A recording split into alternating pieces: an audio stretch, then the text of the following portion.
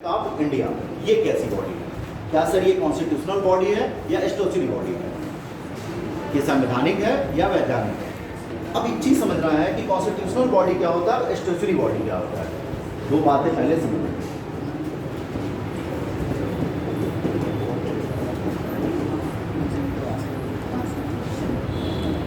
और एक हो गया हमारा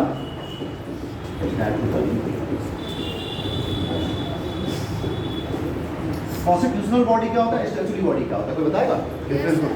बताओ।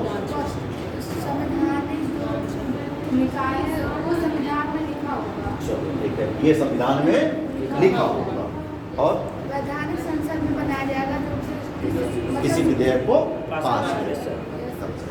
ठीक है ना। देखो कॉन्स्टिट्यूशनल बॉडी वो होता है जो भी कानून या जो भी चीजें अगर कॉन्स्टिट्यूशन में किसी भी तरीके से रिटन फॉर्म में है, अगर संविधान ने उसके बारे में कुछ भी लिखा है तो वो क्या हो जाएगा, हमारा संविधान, है ना, यानी कि कॉन्स्टिट्यूशनल। लेकिन कुछ एक्ट ऐसे होते हैं जो विधानसभा में, लोकसभा में पास कराया जाता है एज ए एक्ट। तो जो एक्ट पास करके बनाया जाता है वो होता है हमारा स्टैट्यूटरी बॉडी। और आरबीआई कॉन्स्टिट्यूशनल है या स्टैट्यूटरी, ये बहुत बार पूछा गया है। तो देखो आरबीआई कॉन्स्टिट्यूशन में राइट नहीं है, कहीं भी कॉन्स्टिट्यूशन में आरबीआई का जिक्र नहीं है। इट मीन्स कॉन्स्टिट्यूशनल बॉडी तो नहीं है। तो सर आया कैसे? तो एक एक्ट है आरबीआई एक्ट 1934 तो गवर्नमेंट ऑफ इंडिया है ना। आरबीआई एक्ट 1934 के थ्रू एक इंस्टीट्यूशन बनाया गया जिसका नाम था बैंकिंग इंस्टीट्यूशन आरबीआई। इसका मतलब कि ये एक्ट के थ्रू इम्प्लीमेंट में आया है, तो ये हो जाएगा हमारा। ये डिफरेंस कंप्लीट हो गया कि जो भी अगर यही आरबीआई जब हमारा कॉन्स्टिट्यूशन राइट किया गया उसमें अगर आरबीआई का एक बार भी जिक्र हो जाता तो ऑटोमेटिक हमारा आरबीआई क्या हो जाता, कॉन्स्टिट्यूशनल बॉडी हो जाती। बट नहीं, हमारी जो आरबीआई बना है आज़ादी से पहले बना हुआ है और आज़ादी से पहले ही आरबीआई एक्ट 1934 यानी एक एक्ट पास करके बनाया गया। तो जब एक्ट करके पास किया गया है तो वो कॉन्स्टिट्यूशनल बॉडी ना होकर के स्टैट्यूटरी बॉडी होगा। अब कुछ स्टैट्यूटरी बॉडी है जिनका जिक्र अगर उसमें अमेंडमेंट के थ्रू अगर जिक्र कर दिया गया है तो वो automatic statutory body constitutional body में कन्वर्ट हो जाएगा। बट ऐसा अभी कोई ऐसी बॉडी है, इसको नोट कर लो फिर आगे। रही बात इसकी हिंदी की, गूगल बाबा जिंदाबाद, ठीक है ना। गूगल करके आप उसके बदले में ब्रैकेट में आप हिंदी में लिख लेना। बट आपको दोनों हर चीज़ जानना जरूरी है, क्योंकि अब एग्जाम में कई बार हिंदी नाम लिखता ही नहीं है। तब तुम क्या करो, स्टैच्यूटरी की आधा 100 टै लिख करके दे देगा तो क्या करोगे, तो टै बोल जाओगे। इसलिए जरूरी है नाम भी जानना।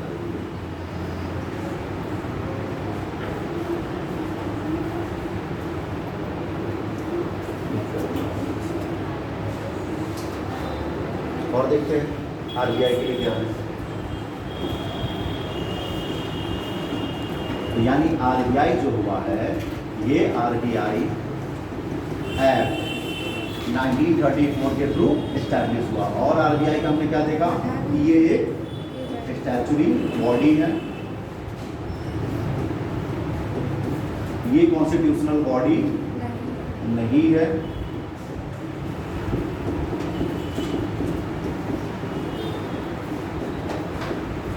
और एक और पॉइंट आता है कि इसका ओनरशिप है ना, ओनरशिप किसके हाथ में है? इसका 100% ओनरशिप किसके हाथ में है? 100% ओनरशिप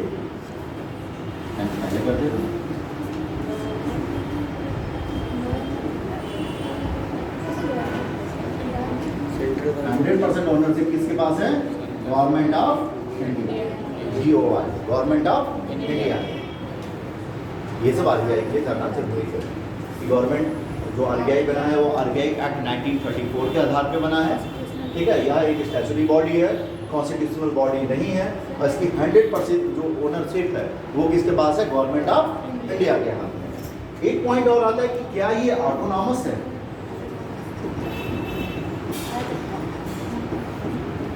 क्या या ऑटोनॉमस का मतलब होता है ऑटोनॉमिक, यानी खुद से संचालित होना, यानी फुल्ली पावर किसके हाथ में होना चाहिए? इसी के हाथ में होगा। क्या यह ऑटोनॉमस बॉडी है? देखो जवाब हो सकता है हाँ, या तो जवाब हो सकता है ना। अगर ना तो कैसे, हाँ तो कैसे, ये तो बताना पड़ेगा। दोनों का इसमें तालमेल होगा। हाँ दोनों का तालमेल, क्योंकि कभी कभी आरबीआई स्वतंत्र निर्णय भी लेती है, कभी कभी स्वतंत्र निर्णय लेना और कभी कभी नहीं लेना। तो कभी कभी लेने को ऑटोनॉमस नहीं कहते हैं। ऑटोनॉमस यानी all time free, all time नहीं। किसी का कंट्रोल उस पर नहीं होना चाहिए।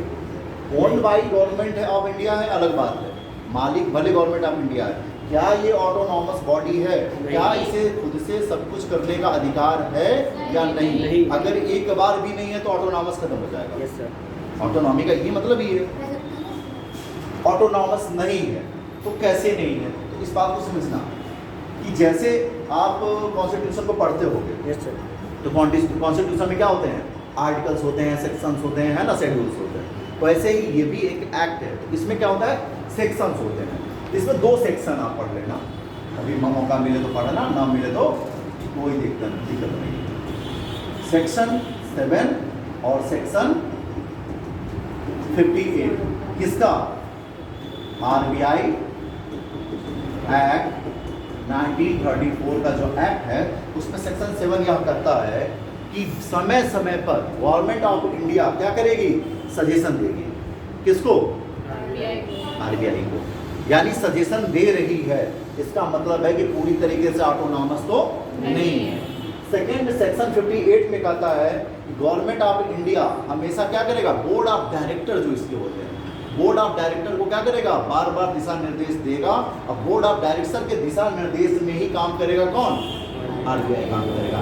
इट मीन्स दोनों जगह ये बात कहा गया कि दिशा निर्देश दिया जाएगा गवर्नमेंट ऑफ इंडिया के द्वारा, या गवर्नमेंट ऑफ इंडिया उसके बोर्ड ऑफ डायरेक्टर को देगा। अब बोर्ड ऑफ डायरेक्टर इंस्ट्रक्शन देगा किसको? बोर्ड ऑफ डायरेक्टर मैटर करता है। बोर्ड ऑफ डायरेक्टर क्या होता है? किस बात में समझते हैं, बट समझो कि बोर्ड ऑफ डायरेक्टर आरबीआई के गवर्नर को सजेस्ट किया। उसके बाद अगर कोई निर्णय लिया जा रहा है, मतलब हम ऑटोनॉमी नहीं है, हम खुद से स्वतंत्र नहीं है अपने निर्णय लेने के लिए। इसका मतलब है कि आरबीआई ऑटोनॉमस बॉडी नहीं है। किस आधार पे? सेक्शन 7 और सेक्शन 58। देखना और गूगल कर लेना कि सेक्शन 7 ऑफ आरबीआई एक्ट 1934 तो आपको दे देगा, पढ़ लेना, एक लाइन में होगा। और 58 लगभग 4-5 लाइन में लिखा हो, उसको बकायदे आप पढ़ लेना अगर पढ़ने की इच्छा हो। नहीं तो इतना जानो ये दोनों सेक्शन इस बात को प्रूव करता है कि ये ऑटोनॉमस नहीं है। कहीं ना कहीं गवर्नमेंट ऑफ इंडिया का कंट्रोल है, कहीं ना कहीं बोर्ड ऑफ डायरेक्टर का कंट्रोल है। बोर्ड ऑफ डायरेक्टर सेलेक्ट कौन करता है? Government of India. तो कहीं ना कहीं गवर्नमेंट ऑफ इंडिया का इम्पैक्ट इस पर पड़ता है। गवर्नमेंट ऑफ इंडिया ही इसको चलाती है, पूर्ण रूप से नहीं चलाती है। बहुत ऐसे हैं जो ऑटोनॉमस भी किए हैं, जैसे रघुराजन जी, उर्जित पटेल, इधर लास्ट वाले जो 3-4 आए थे 16 से पहले, ये सब क्या करते थे? ऑटोनॉमस बना दिए थे। था नहीं ऑटोनॉमस, लेकिन अपनी मर्जी से चलाते थे। इसलिए बार बार आपको अटल जी के बीच में और गवर्नर के बीच में, है ना, कॉन्फ्लिक्ट देखने को मिलेगा। मनमोहन सिंह और उस समय के जो गवर्नर है उनके बीच में कॉन्फ्लिक्ट देखने को मिलेगा। तो बार बार आपको कॉन्फ्लिक्ट देखने को मिलेगा। अब कॉन्फ्लिक्ट मतलब विरोधाभास, एक दूसरे के बीच में एक बात में सहमति दोनों की नहीं होगी। अंत में गवर्नमेंट ऑफ इंडिया का नहीं चलेगा, चलेगा किसका? आरबीआई के गवर्नर का। इट मीन्स उन्होंने ऑटोनॉमस बॉडी बना करके रखा था। लेकिन बाद में 2016 में मोदी जी के संरक्षण में एक कमेटी बनती है, मॉनेटरी, है ना, पॉलिसी कमेटी 2016। वहाँ पे पूरा गवर्नर का पावर, जो सुप्रीम पावर है, बैंक में सबसे सुप्रीम पावर किसका होता है? आरबीआई का। और आरबीआई में सबसे सुप्रीम पावर किसका है? आरबीआई के गवर्नर का। उस सुप्रीम पावर का पावर क्या करेंगे? वो खत्म करेंगे। वो अभी आगे टॉपिक में उसको पढ़ेंगे, तो बैंकिंग भी पढ़ रहे हैं। यहाँ पे किसी को दिक्कत आरबीआई के लिए नहीं। एक शब्द मैंने बोला, board of director. Board of director, board of director होता क्या है बेटा?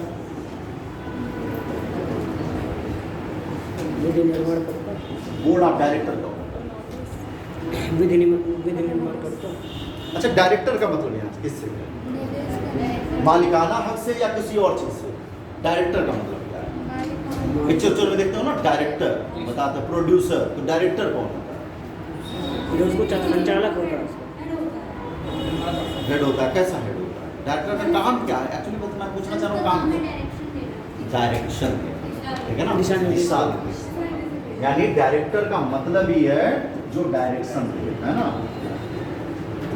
डायरेक्शन से मतलब होता है डायरेक्टर, यानी कि वो लोगों का समूह जो उस कंपनी के लिए, डायरेक्टर किसी के भी हो सकते हैं। बोर्ड ऑफ डायरेक्टर आरबीआई का है, बैंक का हो सकता है, कंपनी का हो सकता है, आपके घर का हो सकता है ना। तो डायरेक्टर जो होते हैं वो डायरेक्शन देते हैं। अब होता क्या है कि समझो एग्जाम्पल के तौर पे, मान लो मुझे एक आइडिया आया तो मैं एक बढ़िया कोचिंग सेंटर खोलता हूँ, ठीक है ना, जैसे PW वाला है, विजन IAS वाले हैं, है ना, तो हमने सोचा कि एक कोचिंग सेंटर खोल ले भाई, खोल ले। अब मुझे क्या करना पड़ेगा, कुछ रिसोर्सेज का यूज करना पड़ेगा, वही वो रिसोर्सेज है, हम लिखूंगा नहीं, आप समझते रहना, है ना। रिसोर्सेज का यूज करके मैंने क्या बनाया है, कोचिंग सेंटर बना दिया। अब ये कोचिंग सेंटर बड़े प्लेटफॉर्म पे कैसे पहुंचेगा, मैं अकेले चला लूंगा? हो सकता है मुझे पढ़ाना बहुत अच्छा आता हो, तो मैं सिर्फ इसमें एक काम कर सकता हूं कि मैं इसको मैं पढ़ा सकता हूं। हो सकता है मुझे पढ़ाना भी ना आता हो, मेरे पास बहुत बढ़िया पैसा है, कैपिटल है, तो मैं कैपिटल लगा सकता हूं। लेकिन इस कोचिंग को चलाने के लिए हमें चाहिए कुछ टीम। एक टीम तो ऐसा जो इसका ऐप्स बनाता हो, क्या मुझे ऐप्स का नॉलेज है? नहीं। सब एक इंसान को सारे नॉलेज नहीं हो सकते हैं। तो कोई आएगा कहेगा भाई ऐप पे काम करेंगे, कोई क्या करेगा, मार्केटिंग मैं कर सकता हूँ क्या इसकी, कोई कहेगा मार्केटिंग पे, कोई कहेगा सर प्रमोटिंग पे मैं काम करता हूँ, है ना, कोई प्रमोटिंग पे काम करेगा, कोई HR होगा जो भाई ह्यूमन रिसोर्स वाले, यानी कि जो सेलेक्ट करेंगे कि किस किस आदमी को अपने ग्रुप में ऐड करना है, IT फील्ड वाले होंगे, ऐसे बहुत अदर फील्ड होते हैं, है ना। कुछ एडवाइजर भी होते हैं जो एडवाइस करेंगे कैसे काम किया जाए। यही जो ग्रुप होता है किसी भी संस्था को चलाने के लिए, जो कहीं ना कहीं अपने क्षेत्र में क्या करते हैं, डायरेक्शन देते हैं कि अगर हम ऐसे करेंगे तो हमारा ये जो सेंटर है ऑटोमेटिक क्या करेगा, ग्रो करेगा। यही जो ग्रुप होता है लोगों का, इसी को बोलते हैं बोर्ड ऑफ डायरेक्टर। और ये सब लोग आपस में डिस्कशन करने के बाद जिसको बताते हैं कि सर ऐसा करने से ये कोचिंग बहुत हाई लेवल पे जाएगा, हम लोग को बहुत बढ़िया प्रॉफिट होगा, वो जिस आदमी को बताते हैं वही आदमी होता है CEO, चीफ एग्जीक्यूटिव ऑफिसर, या जिसको आप बोलते हो MD, है ना, मैनेजिंग डायरेक्टर। यानी इन पूरे डायरेक्टर को मैनेज करने वाला कौन है, MD है। यानी किसी संस्था का जो मालिक होता है वो MD होता है, जो कि मैनेज करता है बोर्ड ऑफ डायरेक्टर। एक स्कूल भी खुलता है तो देखो उसमें अलग अलग तरह के लोग होते हैं, जिनको बोलते हैं कि यार ये मेरे फाउंडर मेंबर है। कोई स्कूल जब स्टैब्लिश होता है तो शुरुआत में कुछ लोग होते हैं जो उस स्कूल को आगे बढ़ाते हैं, तो कहते हैं यार बूढ़ा हो गया, हटा क्यों नहीं देते हो, कहता नहीं ये मेरे फाउंडर मेंबर है। फाउंडर मेंबर, जब मैंने फाउंडेशन किया तब इन लोगों ने मेरी मदद की थी इसके फाउंडेशन को बिल्ड करने में। आज ये बूढ़े हो गए, कोई काम के नहीं है, तब भी मैं इनको रखूंगा, क्योंकि कहीं ना कहीं ये मेरे नींव हैं, इन्हें सब कुछ नॉलेज है कि कैसे बिल्ड किया जाता है। और आप उसका मूल्यांकन कैसे कर रहे हो, उसके नॉलेज के बेस पे। हो सकता है वो अपने किसी और फील्ड में एक्सपर्ट रहा हो। तो बोर्ड ऑफ डायरेक्टर, ऐसे ही बैंकों के बोर्ड ऑफ डायरेक्टर हुआ करते हैं।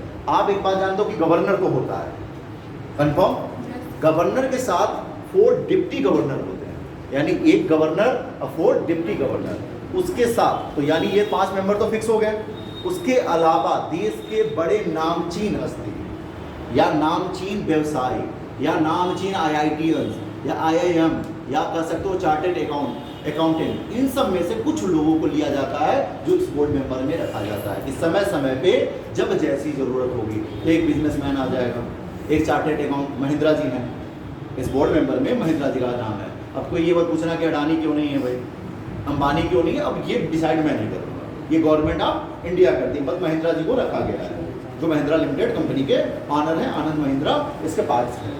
तो एक चार्टेड अकाउंटेंट रहेंगे, कोई डॉक्टरी फील्ड से होगा, कोई फार्मासिस्ट फील्ड से होगा, तो वो धीरे धीरे समय समय पर बताएंगे कि बैंक को कैसे क्या करना है, रेट ऑफ इंटरेस्ट को कहाँ पे कम करना है, कहाँ पे बढ़ा। बताते हो ना कि कहीं पे मेडिकल पर्सनल लोन महंगा होता है, होम लोन सस्ता होता है, उसके अकॉर्डिंग आप देखते हो कि अगर आप बिजनेस के लिए लोन ले रहे हो तो उसमें सब्सिडी भी आपको मिल जाती है। तो ये सब डिसाइड करने वाले कौन है, बोर्ड ऑफ मेंबर्स। उनको डायरेक्शन देते हैं कि सर ऐसा करेंगे तो बैंक प्रॉफिट में जाएगा, ऐसा करेंगे तो पैसा बार बार हम इतना अगर EMI को और कम कर दें तो लोग को पे करने में दिक्कत नहीं होगी। तो ये सारा निर्णय बोर्ड ऑफ डायरेक्टर लेता है, जिसमें एक गवर्नर, 4 डिप्टी गवर्नर और बाकी जो आपके 11 या 14 या जो भी अपना मेंबर रखना चाहे वो member government of India select करती है। कहाँ से, देश में जो बड़े बड़े मतलब बड़ा प्रोफेसर कोई है जिसको लगता है कि इकोनॉमिक्स का बहुत बढ़िया नॉलेज है, कॉमर्स का बड़ा बढ़िया फील्ड में है, उसको एंट्री दे देंगे। चार्टेड अकाउंटेंट को दे देंगे, कोई बड़ा बिजनेसमैन है जिसको फाइनेंस के बारे में बहुत अच्छा नॉलेज है, तो उनको एंट्री दे दिया। तो ऐसे मेंबर्स बदलते रहते हैं। यहाँ तक किसी को कोई दिक्कत नहीं होना चाहिए। आगे बढ़े। तो ये आपके हो गए बोर्ड ऑफ डायरेक्टर्स। अब आगे बात आती है कि कॉन्फ्लिक्ट पैदा क्यों होता है। अगर आरबीआई बैंक मतलब गवर्नमेंट ऑफ इंडिया ने, आरबीआई तो भाई इम्पैक्ट में आ चुका है, फिर गवर्नमेंट और आरबीआई में कॉन्फ्लिक्ट क्यों होता है, ये सवाल हो सकता है। गवर्नमेंट वर्सेस गवर्नर, है ना, गवर्नर के बीच में और गवर्नमेंट के बीच में कॉन्फ्लिक्ट क्यों होता है, कोई बताएगा भाई। गवर्नमेंट ने, अच्छा इसको गवर्नर को कौन नियुक्त करता है, गवर्नमेंट ऑफ इंडिया ही नियुक्त करता है, फिर भी दोनों के बीच में कॉन्फ्लिक्ट क्यों हो जाता है। ये तो लॉजिकल चीजें हैं ना, खुद सोचो क्या ऐसी चीजें हो सकती है कि गवर्नमेंट के द्वारा नियुक्त किया गवर्नर ही गवर्नमेंट के खिलाफ हो जाता है। ऐसा नहीं है कि उसकी पर्सनल दुश्मनी है कि नहीं भाई अब तो तुम्हारा काम हम नहीं करेंगे, अब काम कौन सा कराना है, बस एक रेट ऑफ इंटरेस्ट की बात होगी। तो आखिर कौन ऐसी बातें हैं जो गवर्नर और गवर्नमेंट को आपस एक दूसरे के बीच में अगेंस्ट मिला के खड़ा कर देता है, और वो चीज़ें कहीं ना कहीं कई बार पेपर में लीक हुआ है। जो मैंने बताया कि अटल जी के समय में भी पेपर में ये बात आई कि गवर्नर और अटल जी के बीच में क्या हुआ है, खन गया है। मनमोहन जी की गवर्नमेंट में भी इस बात को आया कि गवर्नर और मनमोहन जी के बीच में क्या हुआ, कॉन्फ्लिक्ट पैदा हुआ कि भाई नहीं करेंगे, गवर्नर दरवाजा खोल। अच्छा ये तो चीज़ पता कैसे चलता है, ये जो मीटिंग होती है बहुत टॉप सीक्रेट जगह पर होती है, जहाँ पे प्रधानमंत्री और गवर्नर है, जिनका कहते हैं ना भारत में कहते हैं ना विभिन्न सूत्रों के द्वारा। वो विभिन्न सूत्र कौन हो सकता है, कोई चाय देने वाला गया होगा या वहाँ पे बैठा होगा, संतरी जो होगा, तो वो कहीं ना कहीं बात को लीक कर देता है मीडिया को, और मीडिया को जब पता चलेगा तो मीडिया उसको छाप देगी। सरकार कभी नहीं चाहता कि ये बात बाहर आए। लेकिन अब जो ये कॉन्फ्लिक्ट है, ये कहते हैं ना जमीन में इतना नीचे मोदी जी ने गाड़ दिया है कि कभी ऊपर पैदा ही नहीं होगा। वो कैसे हुआ वो बाद में देखेंगे, बट प्रॉब्लम है कि कॉन्फ्लिक्ट पैदा होता कैसे है। आज देखो बस लॉजिकल है बेटा, बहुत ज़्यादा आपको बहुत दिमाग लगाने की जरूरत नहीं है। देखो होता क्या है, समझो यहाँ कि मान लो ये हमारा देश है, कौन है, भारत। या भाई कुछ लोग मत कहना कि भाई सर इसमें क्यों जा रहे हैं, इसलिए मैं दोनों लिख दे रहा हूँ। बस ऐसा मत कहना कि मैं भारत का समर्थक हूँ इंडिया का नहीं, जब तक दोनों नाम है दोनों का समर्थन है मेरा, एक रहेगा तो एक का समर्थन दूंगा, ठीक ना, उसमें बच जाएगा। और जैसे मेरी बातों से भी बहुत लोगों को लगता होगा कि सर बहुत मोदी विरोधी हैं, अब तक लगा होगा नहीं सर, अरे नहीं, बड़ा दिल से चाहता हूँ आप एक सूत्र नहीं निकाले। हाँ, लेकिन मैं बताता हूँ क्योंकि जब हमें अपने देश के डेवलपमेंट की बात करनी है, ग्रोथ की बात करनी है, तो अपने यूथ को वही चीज़ बताना है जो रियल बेस पे हो रहा है। हमें राजनीतिक मुद्दों में नहीं जाना है कि राजनीति किस तरीके से उस चीज़ को काम करता है। मतलब बाकी दिन से मेरा भी उनके प्रति प्रेम है, जिस तरीके से रेपुटेशन हमारा हाई हुआ वर्ल्ड में, है ना, वो चीज़ें कहीं ना कहीं ठीक है। अब देखो भारत है, तो भारत के पास अपनी सेविंग होगी कि नहीं होगी, कैसे होगी सेविंग, मम्मी के पल्लू में पैसा बांधने से होगा, तिजोरी में पैसा रखने से होगा, बैंक में जमा करने से होगा, बैंक में पैसा जमा करने से होगा। यानी बैंक में जितना पैसा देश का होगा वही देश की सेविंग कहलाती है। और देश की सेविंग, जब पहले भारत किसी देश से बात करने जाता था तो क्या होता था, 2 सूत्रीय मांग, 3 सूत्रीय मांग, 7 सूत्रीय मांगों पे क्या होता था, बातें होती थी। अब भारत को वैल्यू नहीं दिया जाता था, क्यों, क्योंकि भारत का पैसा बैंक में नहीं, कहाँ होता था, किसी की कॉपी किताब में होता था, माता जी के पल्लू में होता था, है ना, कोई अपना क्या क्या जमीन गाड़ के रखा हुआ है। लेकिन जब नोटबंदी आया तो सारा पैसा कहाँ निकला, ऊपर, और ऊपर निकल के कहाँ गया, बैंक में। इट मीन्स नोटबंदी से सेविंग इतना ज़्यादा हुआ कि मैंने बताया कि आरबीआई के पास गवर्नमेंट बॉन्ड कम पड़ गए, इतना पैसा बैंक में आ गया। यानी भारत का स्टेटस कहाँ से दिखा, जब बैंकों में हमने पैसा डाला। अच्छा, अब ये पैसा तो बैंक में आ गया, लेकिन देश ग्रो कैसे करेगा, जब ये पैसा इन्वेस्टमेंट में आएगा। यानी सेविंग को हम जब कन्वर्ट करेंगे किसमें, इन्वेस्टमेंट में, इन्वेस्टमेंट होने से क्या होगा, देश में इकोनॉमिकल ग्रोथ देखने को मिलेगा। ये तो कंफर्म है ना, कंफर्म, यहां तक बात। अच्छा, देश का नेता क्या चाहता है, सोशल वेलफेयर या बस दिखाना चाहता है कि हमारा देश कितना आगे निकल गया है, सोशल वेलफेयर, सच में फील हो गया क्या 70 साल में आप लोगों की सोशल वेलफेयर है, वो बस आपको एहसास दिलाता है कि हमारा देश कितना अमीर हो गया है। और वो कैसे एहसास दिलाता है कि वो सेविंग को चाहता है कि इन्वेस्टमेंट में कन्वर्ट हो। और इन्वेस्टमेंट कैसे होगा, जब आप जैसे लोग क्या करेंगे, लोन के रूप में पैसे को लेंगे, तभी तो बैंक का पैसा जाएगा।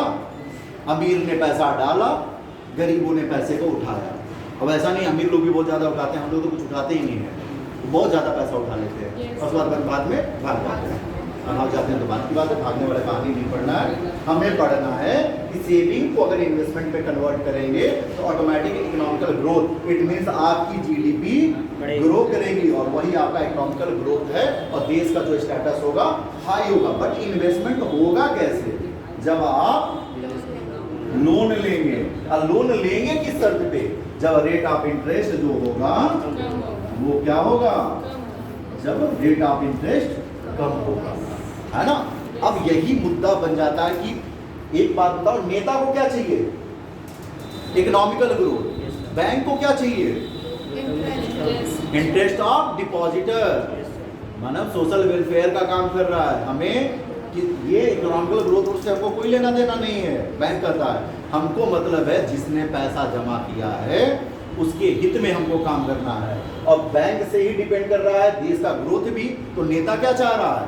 इकोनॉमिकल ग्रोथ, कि हमको किसी तरीके से इकोनॉमिकल ग्रोथ दिखे। अब इस चीज में ठनेगा और वो मुद्दा कौन बनेगा? रेट ऑफ इंटरेस्ट, ठीक ना। अब इस चीज को आगे समझते हैं कि रेट ऑफ इंटरेस्ट काम कैसे करता है। रेट ऑफ इंटरेस्ट, अब मान लो मैं गया हूँ, मैं एक पर्सन हूँ, अब मैं गया क्या लेने? 4 व्हीलर लेने गया, लेने चला गया, ये 4 व्हीलर है हमारा, है ना, BMW, ठीक, BMW प्रचार कर दे रहा हूँ थोड़ा सा, है ना।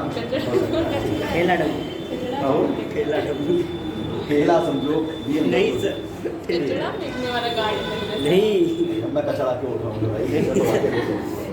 चल मैं लेने गया, यानी कि मैं जाऊंगा कहाँ पे? एजेंसी में। Yes, sir. एजेंसी में जब गया तो मैं लेने गया समझो अल्टो, BMW हटा दो, अल्टो ले रहा हूँ मेरी औकात के हिसाब से, है ना।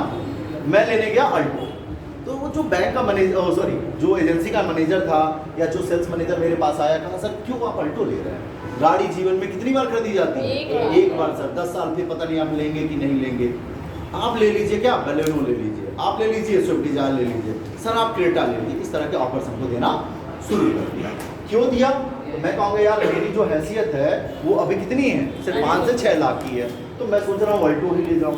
मैं सर क्यों परेशान हो रहे हैं? इस समय क्या हुआ है? रेट ऑफ इंटरेस्ट गिरा हुआ है। रेट ऑफ इंटरेस्ट जो है वो क्या हुआ है? डाउन हुआ है। मतलब कि अगर आप गाड़ी फाइनेंस कराते हैं तो ठीक है, बहुत ज़्यादा आपको चार्ज नहीं देना पड़ेगा। आप क्या करेंगे? आप कम रेट ऑफ इंटरेस्ट में कुछ डाउन पेमेंट जमा कर दीजिए, 2 लाख रुपया आपको क्रेटा गाड़ी दे दे रहा हूँ, और सर बदले में क्या है? रेट ऑफ इंटरेस्ट इतना कम है कि आपके जो पूंजी पे है वो असर नहीं पड़ेगा।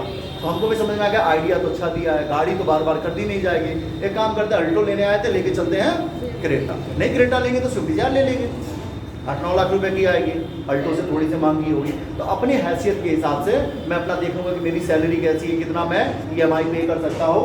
और मैं लेने गया था अल्टो और लेकर के चला आया, चलो स्विफ्ट लेकर के चला आया। क्यों लेकर के आया? इसका मतलब है कि जब मैंने देखा रेट ऑफ इंटरेस्ट क्या है? कम है, तो मैं गाड़ी लेने गया अल्टो और लेकर के आ गया स्विफ्ट। अब एक बात बताओ, अगर मैं अल्टो लिया होता तो GDP में कितना पैसा जुड़ा होता? नियर अबाउट 5 लाख 6 लाख के अराउंड, 4 लाख to 5 लाख, है ना। लेकिन जब मैं स्विफ्ट लेकर के आया तो ऑटोमेटिक अब GDP में क्या जुड़ेगा? GDP में जुड़ेगा इसका रेट, यानी कि लगभग 8 लाख रुपीज अब GDP पे। तो GDP का ग्रोथ होगा कि नहीं होगा? गाड़ी लेने वाला मैं इकलौता पर्सन, गाड़ी तो मुझे लेना था, गाड़ी मेरे घर आ गई, लेकिन दोनों में डिफरेंस क्या हुआ? एक जगह जहां GDP में 5 लाख जुड़ना था, वहां GDP में कितना जुड़ा? 8 लाख। क्यों जुड़ा? क्योंकि रेट ऑफ इंटरेस्ट क्या था? कम था। एक पॉइंट हो गया। फिर समझते हैं, मैं लेने गया अल्टो, है ना, और जैसे ही बैंक में गया और मुझे EMI पे लेना है अल्टो, तो मैंने पूछा कि यार कितने का पड़ेगा? कहा सर इतना डाउन पेमेंट पड़ेगा और रेट ऑफ इंटरेस्ट 15% है। मेरा दिमाग घूमेगा ना कि अगर 15% रेट ऑफ इंटरेस्ट है तो मैं पे करूंगा कहाँ से? मेरी सैलरी इतनी है, खाने के लाले पड़ जाएंगे अगर मैं इंटरेस्ट ही पे करूंगा। वो चुपचाप से क्या करेगा? धनतेरस के दिन कुछ तो लेके जाऊंगा ही। वो लेने गया था गाड़ी, और रेट ऑफ इंटरेस्ट क्या है हमारा? हाई। अभी समझना कहानी में कहाँ लेकर के जा रहा हूं, अभी बस कहानी पे फोकस करो। रेट ऑफ इंटरेस्ट जब मैंने देखा हाई, तो मैंने कहा चलो छोड़ो, इस बार का जो प्लान है कैंसिल करते हैं। फोर व्हीलर अगले साल ले लेंगे। हमारा दिमाग है ना अपने आप, हम फ्लैक्चुएट होते रहते हैं। हम क्या करते हैं, चलते एक पल्सर लेके आ जाते हैं ना, एक पल्सर लेकर के चले जाए, अगर उसी के बगलिया में एक बांध लेंगे और जैसे कौन सी वाली पिक्चर में ये दोस्ती हम नहीं तोड़ेंगे, वही करके चल लेंगे, समझ लेंगे कि हमारा फोर व्हीलर वही हो गया है ना। एक पहिया इधर जोड़ लेंगे, एक इधर जोड़ लेंगे, जब की नहीं। बट एक बात समझना, लेने गए थे ये और ले करके चले आए पल्सर। अगर कुछ भी बहाना बना देंगे कि सोचे क्या फोर व्हीलर ले, फालतू में माइलेज लगेगा, पैसा लगेगा, तेल लगेगा, और जरूरत पड़ेगी तो क्या कर लिया जाएगा। बट एक्चुअली में गेम है रेट ऑफ इंटरेस्ट का। अब हम लेने गए थे 5 लाख की गाड़ी और ले करके आ गए 1.5 लाख की गाड़ी, है ना। तो बताओ जीडीपी में ग्रो हुआ कि माइनस हुआ? लेने गए गाड़ी, लेकर के आए गाड़ी, लेकिन जहां जीडीपी में 5 लाख जुड़ना था वहां जीडीपी में कितना जुड़ा है? 1.5 लाख। इसका मतलब अब बताओ पॉलिटिकल जो लीडर है वो क्या चाहेगा, ये लो कि ये लो? जो हमारे पॉलिटिकल लीडर है वो चाहते हैं कि तुम ये लो, जिससे कि हमारा जीडीपी हाई हो। मतलब न्यूज चैनल पे आकर के बताएंगे कि हम जीडीपी, हमारी जीडीपी किस तरीके से ग्रो कर रही है। तो ये जो रेट ऑफ इंटरेस्ट है यही कहीं ना कहीं कॉन्फ्लिक्ट का मैटर बनाता है। तो अब समझो, रेट ऑफ इंटरेस्ट, आरबीआई को कोई फर्क नहीं पड़ता कि रेट ऑफ इंटरेस्ट गिरे या रेट ऑफ इंटरेस्ट बढ़े। उसका काम है कि मार्केट, जब आप, मैंने बोला था आरबीआई का फंक्शन आप पढ़ लेना। आरबीआई का काम ये है कि महंगाई को भी कंट्रोल में रखना है और मंदी को भी कंट्रोल में रखना है। यानी रेट ऑफ इंटरेस्ट बढ़ाने में भी उसको कोई शौक नहीं है, ना घटाने में। वो मार्केट पे नजर रखता है। मैंने बताया था ओपन मार्केट पॉलिसी, है ना, ऑपरेशन या पॉलिसी। ओपन मार्केट मतलब मार्केट पे नजर बनाए रखना है कि देश में ना महंगाई का दौर है ना मंदी का। अगर महंगाई आ रहा है तो मुझे क्या करना है, और मंदी आ रहा है तो क्या करना है, ये किसका काम है? आरबीआई का। लेकिन पॉलिटिकल लीडर का काम क्या है कि वो बार बार दबाव बनाएगा। पॉलिटिकल लीडर मतलब गवर्नमेंट ऑफ इंडिया ये चाहेगा कि जो हमारा रेट ऑफ इंटरेस्ट है वो क्या होना चाहिए, वो हमारा क्या होना चाहिए, लूज होना चाहिए, यानी कि वो कम होना चाहिए। जब कम होगा तो ज़्यादा लोग लोन लेंगे, ज़्यादा लोग असेट्स कर देंगे। असेट्स मतलब कोई भी सामान। और इससे क्या होगा कि हमारा जीडीपी ग्रो होगा। तो कहोगे सर दिक्कत क्या है? अच्छी बात तो बता रहा है गवर्नमेंट, हम भी तो खुश है, रेट ऑफ इंटरेस्ट गिरेगा तो हम भी एक तो गाड़ी खरीद लेंगे, हमारे भी सपने पूरे होंगे। यही तो आपको फील हो रहा है ना? ये सब बढ़िया तो है, अच्छी बात है, गिर जाए। जहाँ बाइक लेने गए थे फोर व्हीलर लेकर के आ गए, तो दिक्कत कहाँ आ रही है? दिक्कत आ रही है। अभी समझना कि आपको लग रहा है कि रेट ऑफ इंटरेस्ट गिरने से कैसे काम करता है। तो गवर्नमेंट चाहती है कि लूज हो और आरबीआई चाहता है लूज भी ना हो और हाई भी ना हो। मैंने बोला था टाइट और लिबरल दोनों बात बताया था कि ना टाइट हो ना लिबरल हो। क्यों? क्योंकि उसको कंट्रोल रखना है मार्केट पे। अब कहोगे कि सर लूज चाह रहा है तो अच्छी बात है, हमारे लिए तो गवर्नमेंट अच्छी बात कर रहा है। समझो ये बात, मार्केट में 10 गाड़ी है ना, और इसको लेने वाले कितने हैं? 10% है, 10 लोग हैं। कोई दिक्कत आएगा क्या? 10 लोग जाएंगे एजेंसी में, एक एक गाड़ी लेकर के चले जाएंगे। अब समझो इस बात को कि अगर रेट ऑफ इंटरेस्ट को हमने गिरा दिया, रेट ऑफ इंटरेस्ट को हमने गिरा दिया, इसका मतलब है जिसने अभी तक बजट नहीं भी बनाया था वो क्या सोचेगा? देखो जिसने कभी सोचा भी ना हो, अभी आया था ना बिग बिलियन डे फ्लिपकार्ट पे, अमेजोन पे आया, जिसने नहीं भी सोचा होगा उसने भी सामान खरीद लिया। क्यों खरीद लिया? क्योंकि प्राइस क्या कर दिया गया? गिरा दिया गया। वैसे ही कार हम लेते हैं लोन पे, अभी आया हुआ था 22 तारीख को, इससे कल अमेजोन पे था। अब देखिए होते तो उसके हमको लग रहा है 40-40 हज़ार में S24 मिल रहा था, जिसका प्राइसिंग अभी भी 60,000 से नीचे नहीं आया है। तो है, ठीक है ना। तो अब देखो अमीरों के लिए नहीं होता, अमीर तो जब महंगा भी होगा तब भी खाएगा और कम रहेगा, अमीर की बात नहीं होगी, हमें कॉमन लोग की बात करनी है। तो अब 10 कार था, 10 लोग थे, 10 लोग जाते लेकर के चले आते। लेकिन अचानक सरकार ने रेट ऑफ इंटरेस्ट गिरा दिया और पेपर में पढ़ा कि अब गाड़ी पे जो इंटरेस्ट लगेगा 4% लगेगा।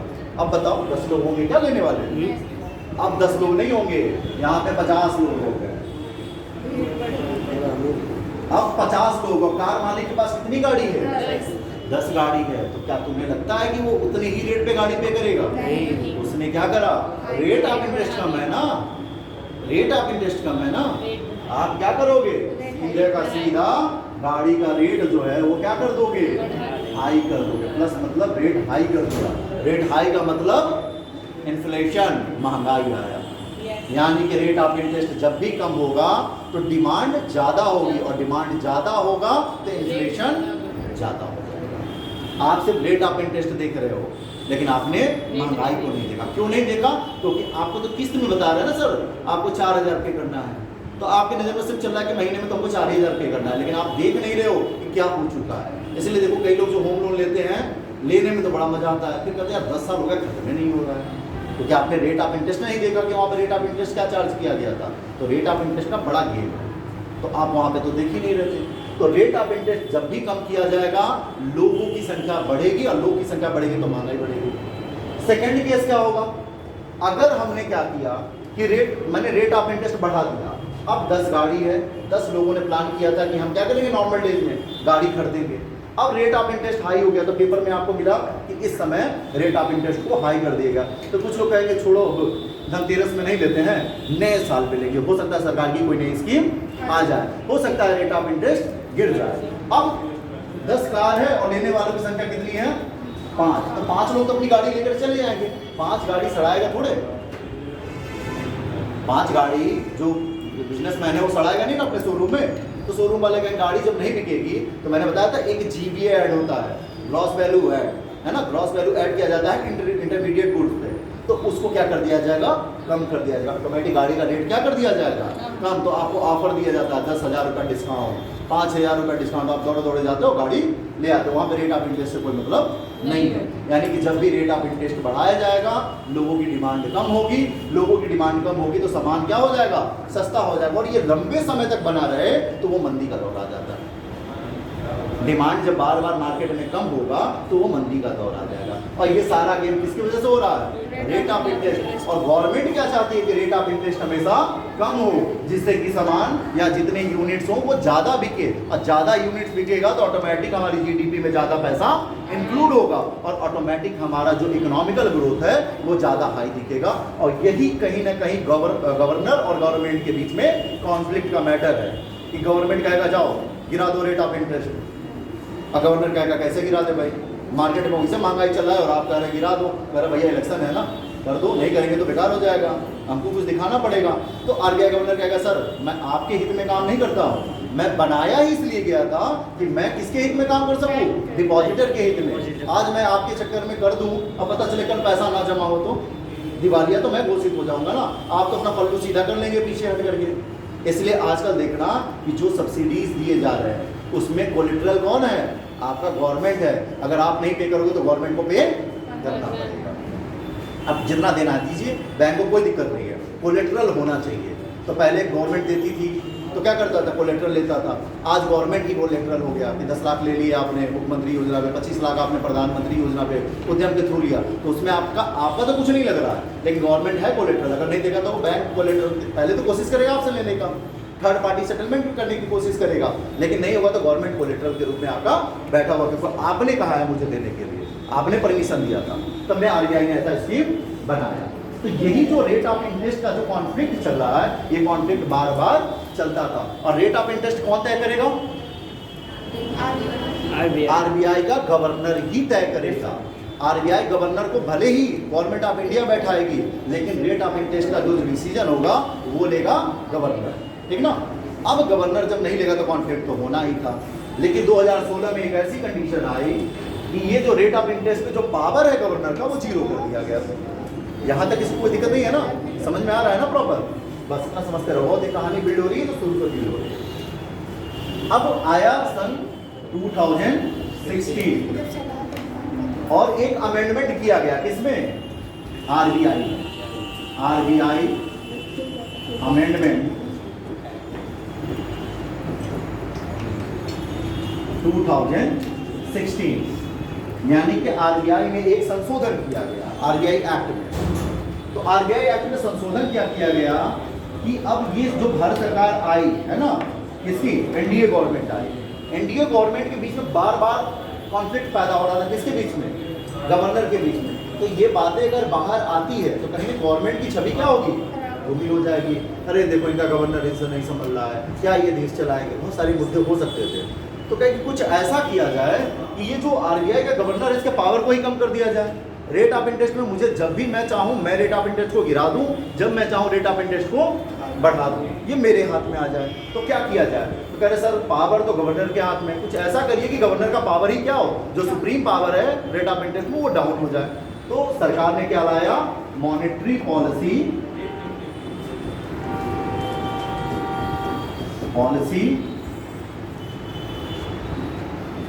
कमिटी, है ना,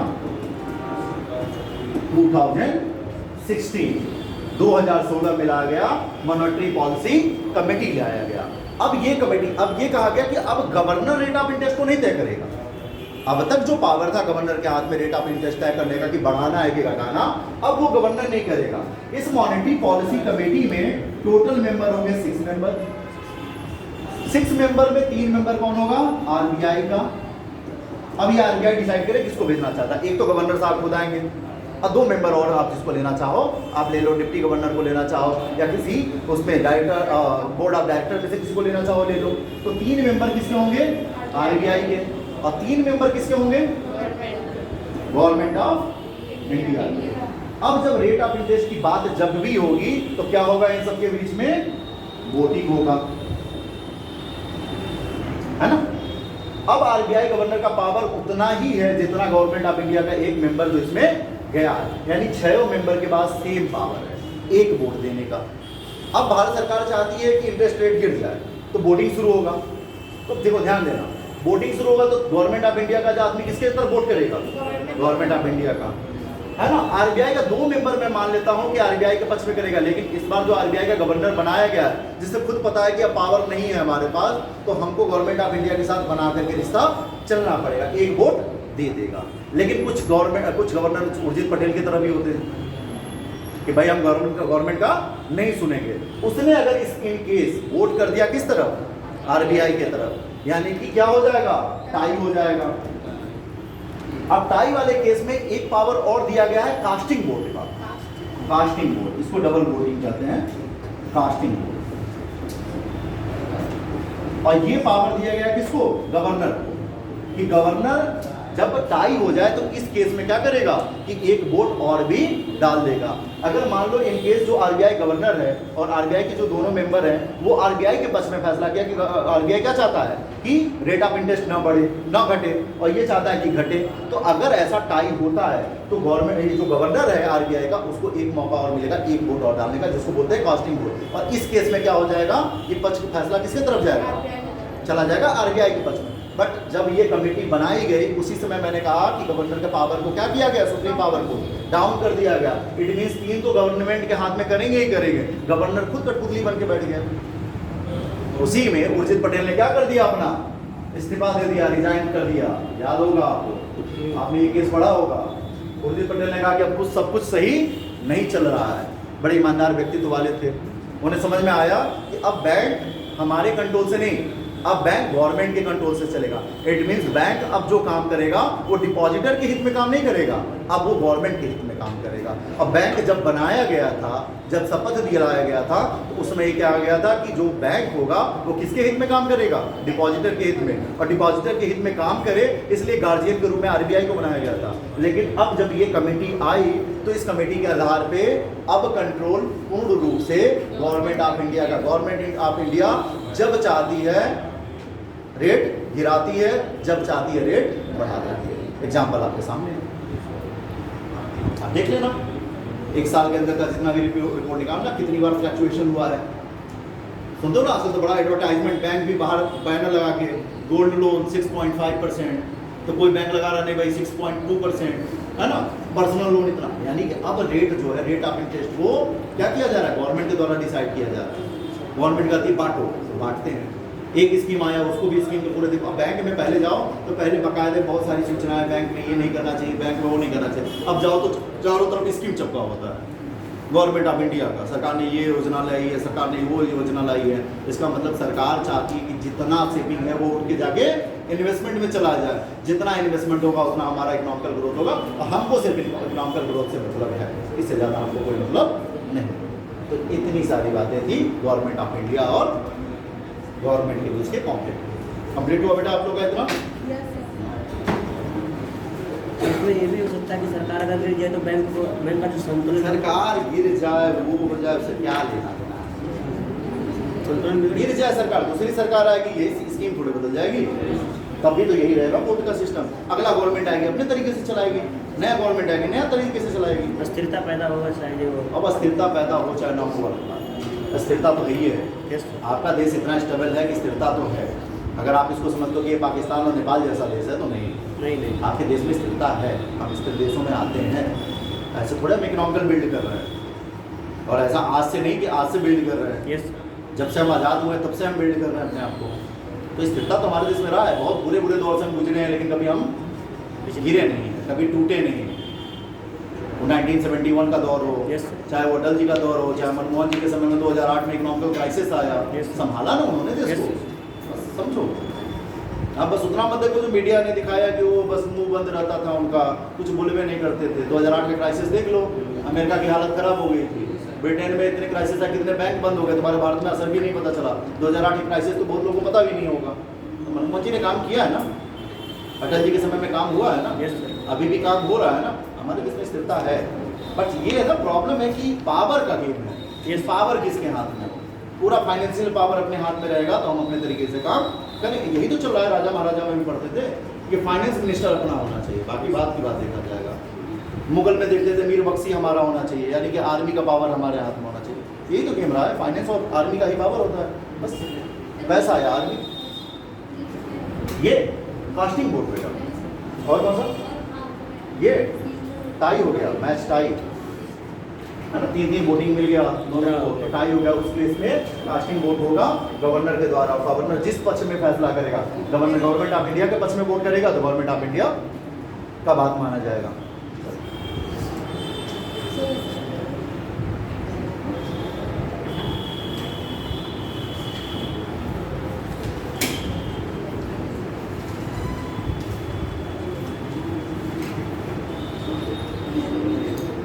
चलिए अब आगे बढ़ते हैं, अब बैंकिंग पे चलते हैं कि बैंकिंग की स्टार्टिंग कहाँ से हुई। मेन टॉपिक पे आ जाते हैं। कॉन्फ्लिक्ट हमने देख लिया, कैसे रेट ऑफ इंटरेस्ट काम करता है ये देख लिया, रेट ऑफ इंटरेस्ट से कैसे इन्फ्लेशन होता है ये भी हमने देख लिया, है ना, कब मार्केट में महंगाई आती है ये मैंने देख लिया, मंदी कब आता है ये देख लिया। अब देखते हैं थोड़ी स्टोरी पे चलते हैं कि बैंकिंग की स्टोरी हमारी किस तरीके से चल रही है। आगे बढ़े बेटा, ये हो गया। चलो बैंक की तरफ मूव करते हैं।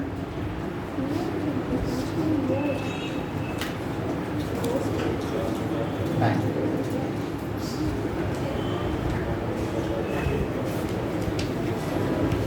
अच्छा, नाबार्ड क्या है बेटा? तो बताएगा नाबार्ड क्या है? एक चीज क्लियर करके बढ़ो फिर बैंक में चलते हैं। नाबार्ड क्या है? बैंक है। अच्छा, आरबीआई क्या है? इतना पढ़ाया मैंने, बैंकों का बैंक है ना, समझते हैं। जैसे कॉमर्शियल बैंक होता है ना, कॉमर्शियल बैंक में किस तरह के बैंक आते हैं? एक तो प्राइवेट बैंक आ जाएगा आपका, एक पब्लिक यानी कि गवर्नमेंट बैंक, और फॉरेन बैंक। यही है ना तीन, ये तीन आते हैं आपके कॉमर्शियल बैंक। कॉमर्शियल बैंक का हेड कौन होता है? हेड होता है आरबीआई, ठीक ना। लेकिन जैसे ग्रामीण क्षेत्रों में विकास के लिए, इस चीज को क्लियर कर देना, आगे पढ़ाते समय पूरा क्लियर किया जाएगा। यानी ग्रामीण क्षेत्रों में बैंक बनाया गया कि ग्रामीण क्षेत्रों में डेवलपमेंट हो सके, उनकी जो आवश्यकता है उनकी पूर्ति कौन करेगा, तो उसके लिए बनाया गया आरआरबी। अब वैकेंसी आती होगी खूब, है ना, हर साल आती है आरआरबी की वैकेंसी। रीजनल रूरल बैंक ये बनाया गया ग्रामीणों के हित के लिए। और इस बैंक का जो हेड होता है, जिस तरीके से कमर्शियल बैंक का हेड आरबीआई है, वैसे ही नाबार्ड इसका हेड होता है। इसलिए कोई कंफ्यूज नहीं होगा कि नाबार्ड क्या है, नाबार्ड एक बैंक है, नाबार्ड से हम पैसा निकाल सकते हैं, नहीं। नाबार्ड बैंक जिस तरीके से आरबीआई कमर्शियल बैंक के लिए काम करती है, वैसे ही नाबार्ड किस लिए काम करती है? Regional rural bank. अच्छा, रीजनल रूरल बैंक जो होता है वो किस तरीके से बनता है, उसका फाउंडेशन कैसे होता है? तो उसका फाउंडेशन ऐसे होता है कि देखो, इसमें 100% तो शेयर होगा, शेयर 100% होता है। इसमें जो सेंट्रल गवर्नमेंट का जो शेयर होगा सेंट्रल सीजी है ना। सेंट्रल गवर्नमेंट का जो शेयर होगा वो होगा बेटा 50%। स्टेट गवर्नमेंट का जो शेयर होगा वो क्या होगा, वो आपका होगा 15%। और 35% जो शेयर होता है वो होता है आपका स्पॉन्सर, है ना, स्पॉन्सर बैंक। अब स्पॉन्सर बैंक कोई भी हो सकता है ना। इसका होता है 35% शेयर होता है, यानी कि वो बैंक बनाते समय जो 100% शेयर है उस शेयर में जो आपका सेंट्रल गवर्नमेंट होता है वो 50% पैसा वो लगाता है, 15% पैसा कौन लगाता है, स्टेट गवर्नमेंट, और स्पॉन्सर बैंक है उसका 35%। और स्पॉन्सर बैंक कौन हो सकता है, वो हो सकता है कॉमर्शियल बैंक। और पूरे देश में पहला जो कहते हैं कि आरआरबी बैंक बना था वो कौन सा बैंक था, प्रथमा बैंक, प्रथमा बैंक, नाम सुने होंगे। यूपी बड़ोदरा बैंक, नाम सुने हो, यूपी बड़ोदरा बैंक, ये क्या है, रीजनल रूरल बैंक में आता है। इसमें 50% शेयर किसका, सेंट्रल गवर्नमेंट का, 50%, 15% शेयर किसका, स्टेट गवर्नमेंट का। और बैंक ऑफ बड़ोदरा है ना, यूपी बड़ोदरा बैंक जिसका स्पॉन्सर बैंक कौन है, बैंक ऑफ बड़ोदरा, वो 35% शेयर लगाएगा। ये नंबर को बताएं। अब बताओ भारत में सबसे पहला बैंक कब बना, भारत में सबसे पहला बैंक कब बना, चलो हम हिस्ट्री पे थोड़ा चलते हैं, है ना, हिस्ट्री जरूरी ठीक है सर। है अभी, तेज से लिखो बेटा, धीरे धीरे लिखा तुमको मैं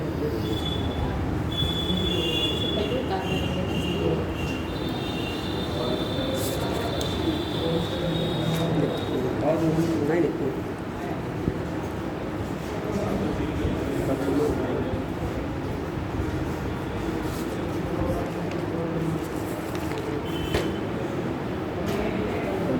अच्छा ये बताओ जो आरआरबी बैंक होता है ये प्राइवेट होता है पब्लिक होता है, पब्लिक कैसे कहोगे पब्लिक बैंक है ये,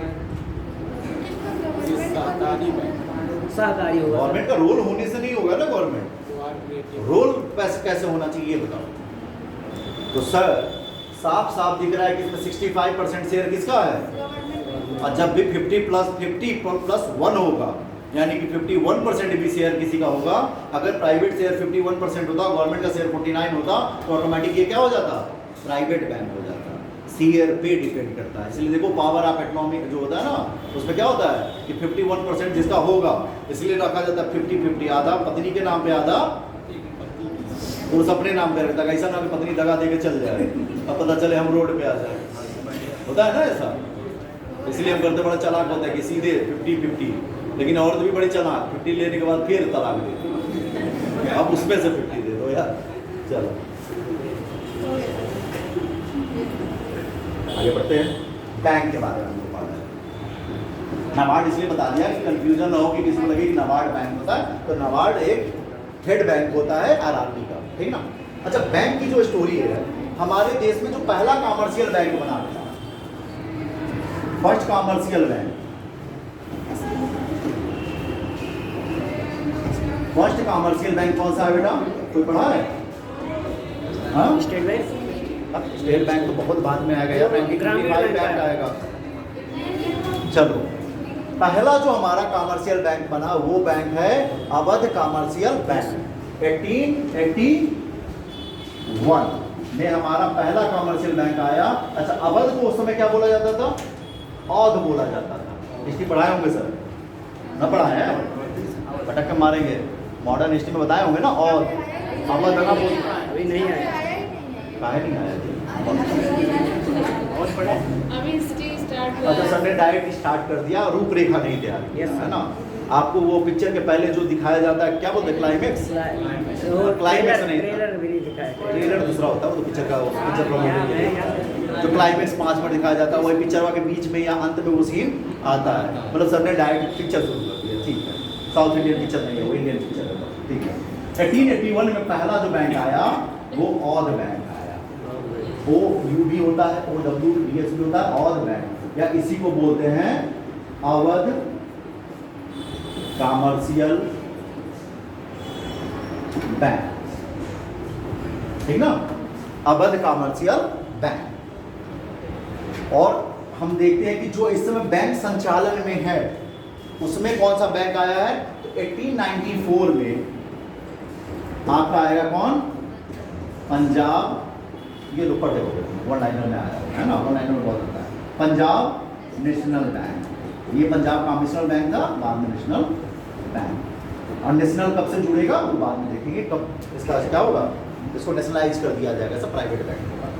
तो पहला कमर्शियल बैंक कब आया? 1881 में अवध या अवध कमर्शियल बैंक, और 1894 में आया पंजाब नेशनल बैंक। लेकिन अगर देखा जाए बैंक की हिस्ट्री में सबसे पहला बैंक कौन सा है? कमर्शियल की बात नहीं करते, सिर्फ बैंक की बात करते हैं कि फर्स्ट बैंक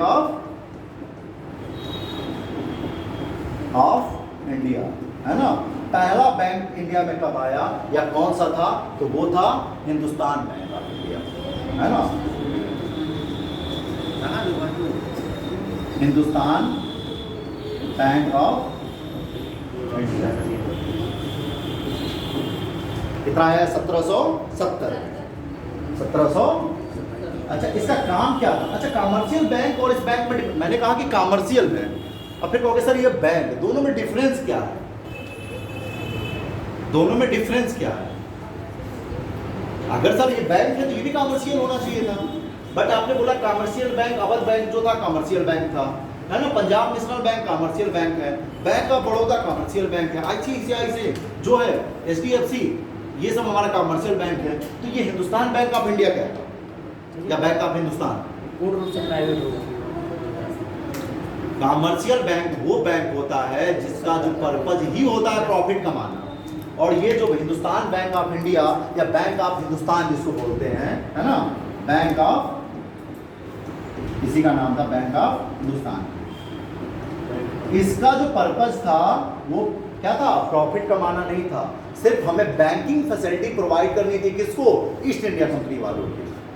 तो लिख लो, इसका जो पर्पज था वो क्या था? बैंकिंग फैसिलिटी प्रोवाइड करनी थी, बैंकिंग फैसिलिटी देनी थी। किसको? ईस्ट इंडिया कंपनी वालों को, EIC, ईस्ट इंडिया कंपनी वाले को क्या करना था? बैंकिंग, प्रॉफिट नहीं कमाना था। यहां कमा रहे हैं तो पैसा अगर विदेश में भेजना तो कैसे भेजेंगे? अब जाकर के नहीं ना, लंदन लेकर जाएंगे और अपने घर पे दे करके आएंगे तो पता चलेगा ईस्ट इंडिया कंपनी डूब जाएगी। तो बैंकिंग फैसिलिटी प्रोवाइड करने के लिए पहला बैंक बनाया गया था बैंक ऑफ हिंदुस्तान या हिंदुस्तान बैंक ऑफ इंडिया, जिसका कोई भी एम प्रॉफिट कमाना नहीं था। जैसे ही बैंक अपनी प्रॉफिट के लिए काम करने लगती है उसको क्या कहते हैं? Commercial bank. हर चीज में प्रॉफिट देखेंगे। और देखो 1786 में एक और बैंक आया, इसी में बैंक में 1786 में देख लो, general bank of India, general bank of India. इसका भी काम क्या था? इसका भी काम था कि बैंक फैसिलिटी प्रोवाइड करना है। किसको? इंग्लिश को, अंग्रेजों को। ये पूरा ईस्ट इंडिया कंपनी ने अंग्रेजों पूरे सबको प्रोवाइड करता था, है ना। तो banking facility provide east India company भी लिखोगे तो मैटर नहीं करेगा, वो इंग्लिश ही है। बाद में जाकर के इंडियंस उसमें भर्ती होना शुरू हो जाएंगे। 1857 के बाद क्या था? क्योंकि 1861 आएगा civil service act, civil service हम लोग ज्वाइन करेंगे और जिसका एग्जाम लंदन में होता था। पढ़ाएंगे सर, बात पढ़ा दिए, पॉलिटिकल में पढ़ाएंगे। 1868 61 सिविल सर्विस एक्ट। तो हम बार बार डिमांड कर रहे हैं कि सिविल सर्विस का एग्जाम इंडिया में हो, इंडिया में हो, इंडिया में हो, बट हमें इंडिया में एग्जाम ही नहीं देने देते थे। लंदन जाके एग्जाम देना है, ये पहले ही हम छट जाए।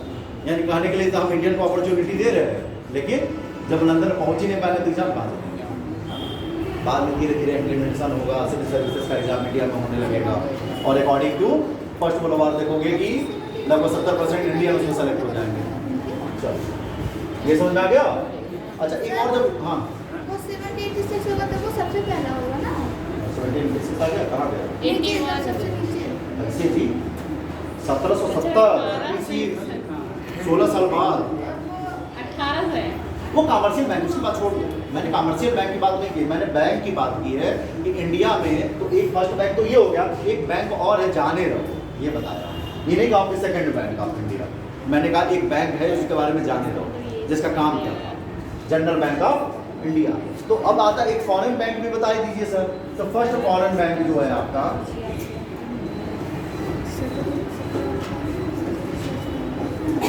तो ये है आपका charter bank of charter bank of, हाँ चार्टर बैंक 1858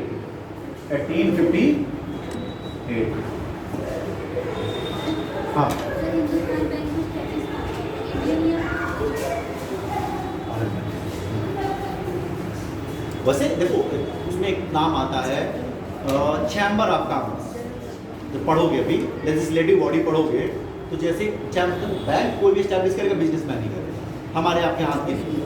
तो उसमें चैम्बर ऑफ कॉमर्स में जो होते थे थोड़ा सा कह सकते हो इंडियन तो होते थे, लेकिन उनका जो पक्ष होता था वो क्या होता था, इंग्लिश मैनों की तरफ जाता था।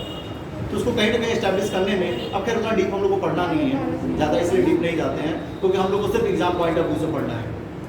हम लोग इकोनॉमिक्स का प्रोफेसर नहीं बनना है, हिस्ट्री पढ़ते समय हिस्ट्री का प्रोफेसर नहीं बनना है। ये तो पता चलेगा 6 साल हम हिस्ट्री पढ़ते रह जाए।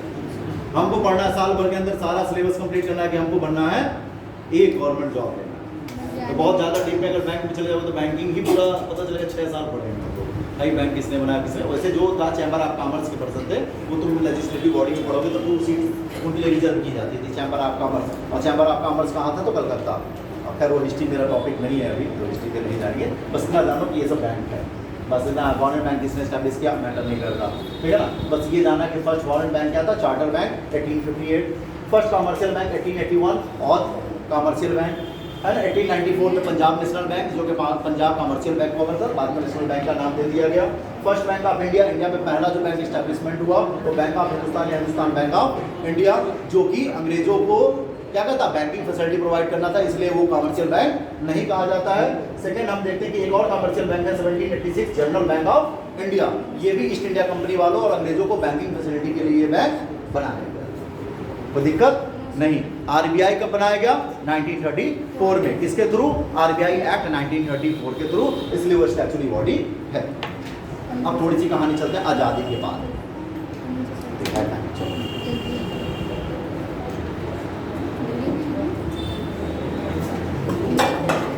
बड़े आगे अब थोड़ी सी स्टोरी देखते हैं। स्टोरी से कुछ जैसे डेटा है वो डेटा हमें पता होना चाहिए। अब देखो हमारा देश आजाद कब हुआ बेटा,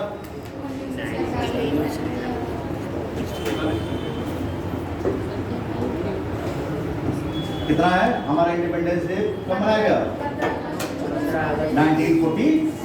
अच्छा आजादी से पहले भी हम इंडिपेंडेंस डे बनाए हैं कि नहीं बनाए, कब बनाए थे, हाँ?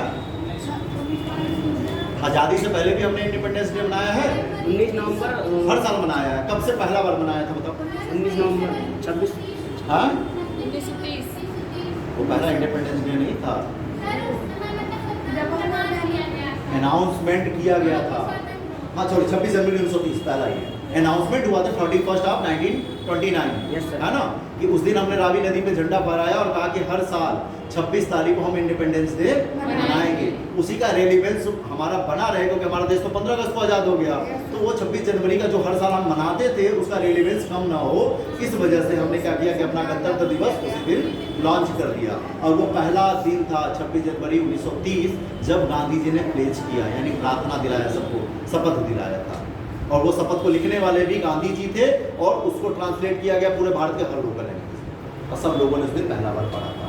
और पहली बार तिरंगा जो ध्वजारोहण हुआ था वो हुआ था हमारा 31 दिसंबर है ना 1929, रावी नदी के किनारे कॉन्फ्रेंस चल रहा था, कांग्रेस कॉन्फ्रेंस ऑफ लाहौर, ठीक है ना, जिसके प्रेसिडेंट कौन थे, JL नेहरू।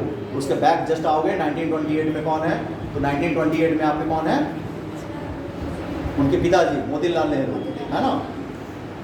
उसके ठीक पहले आओगे 27 में कौन है, जिसने बाइकआउट किया था साइमन कमीशन का, MA अंसारी, मुख्तार अहमद अंसारी। ऐसा पढ़ना पड़ेगा, ऐसे थोड़े कि बस चल गए, पूरा रट्टा मारना पड़ेगा। 85 से लेकर के 1947 तक, चलो आगे बढ़ते। इंडिपेंडेंस डे हमारा 1947, हमारा देश आज़ाद हो गया, तो हमारे लिए एक प्लान है ना, प्लानिंग कमीशन की स्थापना हुई है ना, कितने में, 1950 में एक हमारे लिए प्लानिंग कमीशन गठित किया गया। अब प्लानिंग कमीशन का काम क्या था, उनका काम था कि प्लान तैयार करो, है ना, देश के विकास के लिए प्लान तैयार करो। कितने साल के लिए, पहले तो भैया वही 5 साल के लिए प्लान तैयार कि 5 साल के लिए तुमको क्या करना है, प्लान तैयार करना है। अब बहुत सारे प्लान तैयार किए गए, बट हमको उसमें पकड़ना किसको है, पढ़ रहे हैं बैंकिंग तो बैंक को पकड़े। हमको सबको नहीं देखना है कि एग्रीकल्चर के फील्ड में क्या हुआ, पॉलिटिकल फील्ड में क्या चेंजिंग लाई गई, है ना। हमको जानना है कि बैंकिंग सेक्टर में जब ये प्लानिंग कमीशन बैठा तो इन्होंने एनालिसिस किया कि भारत के बैंक में पैसा कितना है। यानी 1949 और 50 का दौर है, इस दौर में देखा जाए तो भारत के पास पैसा कितना है। तो भारत के पास उस समय जो टोटल पैसा था बेटा 826 था, 826, हाँ 820 करोड़, 820 करोड़ लगभग रुपया हमारे अकाउंट में था बैंक में। तो लोगों को ये समझ में आया कि इतना बड़ा देश, इतनी बड़ी आबादी और सिर्फ हमारे बैंक अकाउंट में कितना पैसा है, 820 करोड़, क्या चल पाएगा क्या, नहीं। तो प्रॉब्लम प्लानिंग कमीशन के द्वारा जो ये प्लान तय किया गया 5 ईयर में कि बैंकों को क्या करना है, बैंक में ज़्यादा से ज़्यादा पैसा आए, तो उस बारे में क्या किया जाए। तो लोगों ने कहा कि सर प्रॉब्लम ये हो रही है कि पब्लिक तो है, लेकिन प्रॉब्लम ये है कि लोगों में भावना किस चीज़ की है, देशभक्ति की। अभी देश हमारा रिसेंटली आज़ाद हुआ है, उनमें देश की भावना जाता है। और जितने भी बैंक अभी हमारे पास हैं वो बैंक कब के बने हुए हैं, आज़ादी से पहले। उसका मालिकाना हक किसके पास है, तो उसका मालिकाना हक अभी भी किसके पास है, प्राइवेट लोगों के पास है। और प्राइवेट लोगों पे ट्रस्ट नहीं करेंगे, क्योंकि वो प्राइवेट लोग कौन हैं, जमींदार हैं, तालुकदार हैं, है ना, प्रिंसली स्टेट के कुछ राजा महाराजा हैं, कुछ लीडर हैं। तो हम कह रहे हैं कि जो प्राइवेट बैंक है उस प्राइवेट बैंक पे हम ट्रस्ट कैसे दिखाएं, क्योंकि वो तो प्रिंसली स्टेट अपने लिए फेडरेशन मांग रहा था, यानी कि वो अपने पक्ष की बात कर रहा था। उसे लगा कि फेडरेशन अच्छा है, बाद में लगा फेडरेशन से उसका स्टेट कैप्चर हो जाएगा, यानी सब अपने हित में काम कर रहे हैं। तो क्या गारंटी है कि मेरा पैसा हित में आएगा। तो कह भाई इसके लिए क्या किया जाए। तो कहा गया कि हमको सर गवर्नमेंट बैंक बनानी है ना। और हमने पहला गवर्नमेंट बैंक बनाया कब, 1955 में एक एक्ट लाया, SBI एक्ट 1955, जिसके थ्रू एक बैंक है इंपीरियल बैंक। इंपीरियल बैंक जो था इसको हमने कन्वर्ट कर दिया किसमें, SBI बैंक, है ना, स्टेट बैंक ऑफ इंडिया में कन्वर्ट कर दिया। यानी कि अब पहला गवर्नमेंटेड बैंक हमको मिल गया। अब इससे हमें ये उम्मीद थी कि ये जो 826 करोड़, 820 करोड़, 26 करोड़ जो भी है, ये अमाउंट बढ़ेगा। लेकिन फिर देख रहे हैं कि कुछ अमाउंट में बढ़ोतरी हमारी हो ही नहीं रही है। अब क्या किया जाए, हमारे लिए प्रॉब्लम ये क्रिएट हुआ कि हमने जब बैंक बना दिया गवर्नमेंट बैंक, तब भी लोगों का भरोसा हम पे नहीं हो रहा है। तो फिर इन लोगों ने भाई सेकंड टाइम में विचार किया। विचार करने के बाद ये पता चला सर प्रॉब्लम ये है कि अभी भी इनकी फीलिंग इंडिया के लिए नहीं है। हमारा देश आज़ाद हो गया है, लेकिन इतने सालों तक जो हमारे देश के लोग लड़ते किसके लिए थे, बंगाल वाले बंगाल के लिए, बर्मा वाले बर्मा के लिए। खैर बर्मा अलग हो गया, उसकी बात नहीं करेंगे, है ना। पुणे वाले पुणे के लिए जो बम्बई प्रोविंसेस में हुआ करता था, है ना। सिंध वाले सिंध के लिए, मद्रास वाले मद्रास के लिए, है ना। हैदराबाद वाले हैदराबाद के लिए। यानी कि अभी भी सबके अंदर रीजनल फीलिंग है, क्षेत्रीय भाषा। भारत भले हमने सरदार पटेल जी ने सबको जोड़ जाड़ के इंडिया बना दिया हो, लेकिन अभी भी देश के प्रति किसी का प्रेम नहीं है। अगर आप कह रहे हैं स्टेट बैंक ऑफ इंडिया, तो भारत सरकार पे भरोसा अभी इनको नहीं है। इनका जो भरोसा है वो रीजनल पावर है, यानी अभी भी इनकी फीलिंग करता है कि मैं अवधी हूँ, मैं अवध का हूँ, मैं बंगाल का हूँ, है ना, मैं सिंध का हूँ, मैं बलूच का हूँ, मैं हैदराबाद का हूँ। तो अगर हमने बैंकों को ऐसा बनाया कि उनके रीजनल एरिया से अगर ऐड कर दिया, तब कुछ काम बन पाएगा। चलो ये भी करके देख लेते हैं। तो स्टार्ट हुआ 1959 का दौर, और यहाँ पे हमने क्या किया, सब्सिडरी बैंक बनाया, SBI की सब्सिडरी बैंक बनाई, subsidiary subsidiaries bank of SBI। और हमने बनाया state bank of Patiala, state bank of Travancore, state bank of Hyderabad. इस तरीके से हमने 7 रीजनल बैंक क्रिएट किए, रीजनल बैंक ऑफ SBI। अब लोगों में थोड़ा सा बदलाव आया कि अब हमारा बैंक आया, bank of Awadh, SBI bank of Awadh, है ना। तो अब हमको फीलिंग आ रही क्या कि यह हमारा बैंक है। SBI की फीलिंग नहीं आ रही थी कि ये हमारा बैंक है, क्योंकि हमने अभी देश में जुड़े हैं और जबरदस्ती जोड़ा किया है, ऐसी हमारी इच्छा नहीं थी। हम बार बार, मैंने कहा कि आज़ादी की जो लड़ाई हुई थी सब लोगों ने अपने लिए लड़ा है, ये नहीं कि कोई भारत के लिए लड़ा है कि नहीं भारत को आज़ाद कराना है, नहीं। कोई चाह रहा है बंगाल आज़ाद हो जाए, कोई चाहता है अवध आज़ाद हो जाए। यानी अगर ये पावर डोमिनियन, ये डोमिनियन स्टेटस नहीं, ये जो ब्रिटिश रूल है, ये अगर बाहर जाती है तो हमारी फीलिंग अपने लिए है कि अगर हमारा स्टेट अलग हो जाएगा और हमारा स्टेट आज़ाद हो जाएगा तो जो ज़मीनें कैप्चर हुई हैं, जो टैक्सेशन सिस्टम है, उसमें हमारी चेंजिंग आ जाएगी। तो हमारे अंदर फीलिंग इंडिया की नहीं है, हमारी फीलिंग है रीजनल, अपने क्षेत्र के लिए है। तो इसलिए अब क्या हुआ कि उस कमीशन ने बताया कि सर थोड़ा सा बदलाव करते हैं, तब शायद हो सकता है लोगों में बदलाव आए। और फाइनली 1959 में क्या किया गया, सब्सिडरी बैंक ऑफ एसबीआई ला गया। एसबीआई एक मेन ब्रांच बम्बई में बनाकर बैठेंगे और उसके जो सब्सिडरी ब्रांचेज होंगे वो अलग अलग रीजनल नाम से रीजनल बैंक बनाएंगे। इससे क्या हुआ, लोगों में थोड़ी सी आत्महत्या की भावना हुई। क्योंकि प्रॉब्लम कहाँ थी, बैंकों पे फेथ नहीं था, बैंकों पे ट्रस्ट नहीं था। अब थोड़ा थोड़ा ट्रस्ट लोगों को आना शुरू हुआ। आगे बढ़े।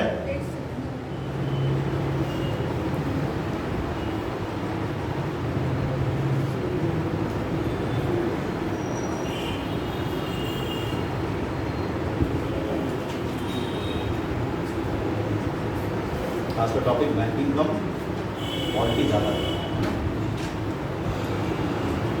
आगे बढ़े बेटा। सर वो क्या लिखे 7 आदि रीजनल बैंक, हायरार्की करते हैं तो रीजनल रूरल बैंक हो जाएगा, है ना। 7 regional bank of SBI, SBI के रीजनल बैंक हो जाएगा। रीजनल बैंक मतलब क्षेत्रीय बैंक हो यस जाएगा। सर जी, हाँ, राजनीति की शाखाएं हर दिशा में अपने हाथ पसार लेती हैं। अरे बहुत अभी फंसा लेंगे, अभी कहाँ देख रहे हैं। हिस्ट्री पॉलिटिक्स से किसी का चाहे पीछा वो नहीं छूटेगा। ज्योग्राफी हो, चाहे वो एक्चुअली कभी भी समझना, एक समाज अगर आपको लगता है हमें, देखो क्यों हमें तैयारी में सब सब्जेक्ट पढ़ाए जाते हैं। आपको लगता होगा ना कि सर एक ही फील्ड में करवा दो ना। Yes. जब आपको समाज में रहना है तो आप सामाजिक तत्वों से दूर नहीं हो सकते हैं। Yes sir. समाज में है तो आर्थिक तत्वों से दूर नहीं हो सकते हैं, समाज में है तो राजनीतिक तत्वों से दूर नहीं हो सकते हैं, और इस समाज में है तो आप धार्मिक तत्वों से भी अपने आप को अलग नहीं कर सकते हैं। इसलिए अगर आपको अगर उस फील्ड पे बैठना है, जिस फील्ड में आपको महारत हासिल करनी है, तो आप एक सिंगल फील्ड चूज कर लो। पंडित बनना है, धार्मिक ज्ञान ले लो, है ना। राजनीति करना है, राजनीतिक ले लो, नहीं भी आएगा तब भी चल जाएगा। लेकिन आप जब बड़े अधिकारी पोस्ट पे बैठते हो तो क्या आप सिर्फ 1% को देखोगे, नहीं हम तो राजनीति क्षेत्र को देखेंगे, नहीं। एक अधिकारी के लिए हर फील्ड में नॉलेज होना जरूरी है। इसलिए आपको हर क्षेत्र में आपको निपुण किया जाता है और हर क्षेत्र एक साथ चलता है। ऐसा नहीं कि राजनीतिक क्षेत्र अलग चलेगा और धार्मिक क्षेत्र अलग चलेगा, सबका एक कहीं ना कहीं कॉम्बिनेशन बना हुआ है। इसलिए आपको सारे सब्जेक्ट पढ़ने पड़ते हैं और तब जाके आप एक नौकरी लेते हैं। ये पता चलेगा कि हमको तो ज्ञान ही नहीं है। डीएम साहब गए तो मेडिकल सीएमओ साहब का जांच करें तो कहेंगे हमको तो नॉलेज ही नहीं है, तो क्या करेंगे, चले आएंगे नहीं ना। क्योंकि सीएमओ सर को मेडिकल के बारे में ज़्यादा नॉलेज होगा, लेकिन उनका जांच कौन कर रहा है, डीएम सर कर रहे हैं। नॉलेज होना चाहिए। आगे बढ़ते हम लोग कहाँ तक पहुँचे, 1959। आगे फिर बढ़ते हैं 1969 में। 1969 में क्या करेंगे, 14 जो प्राइवेट बैंक है, 14 बैंक है ना, 14 प्राइवेट बैंक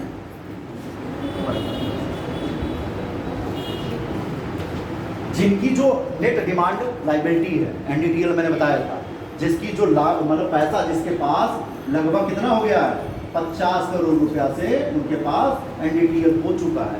ऐसे बैंकों को क्या किया कर दिया गया, नेशनलाइज कर दिया गया, राष्ट्रीयकृत कर दिया गया।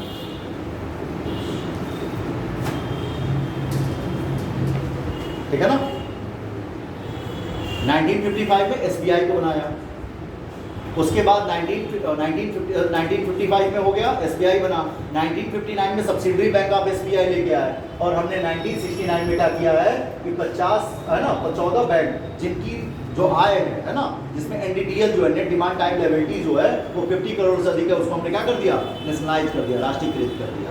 फिर आगे बढ़ते हैं, आ जाओ बेटा।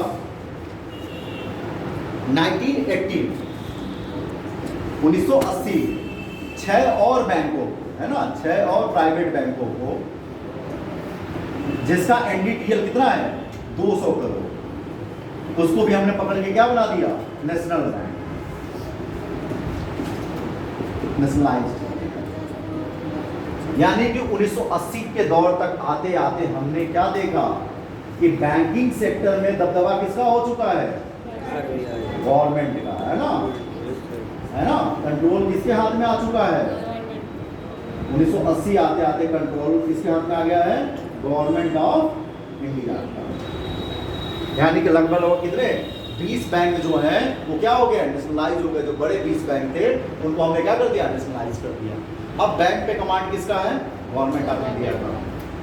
लेकिन आगे देखते हैं कि हमारा बैंक की स्थिति बड़ी खराब होने जा रही है। बैंक की स्थिति जो हमारी है वो बड़ी खराब होगी। क्यों होगी? इसको नोट करो जल्दी से।